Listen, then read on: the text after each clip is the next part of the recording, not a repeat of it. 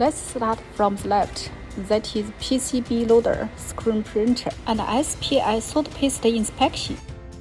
Then pass through SMT mounter to pick and place components.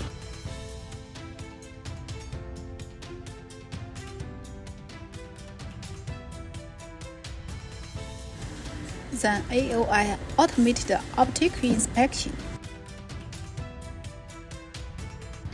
Then through the reflow oven to melt down the solder paste.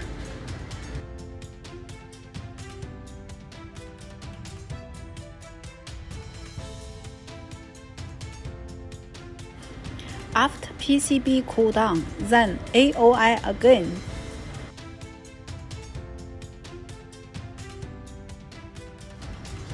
The last step is unloading. This is single-side PCB assembly process. For two sides, we need to go through this whole process again for another side. If there are through-hole components, they need wave solder or hand soldering. Contact me for more information.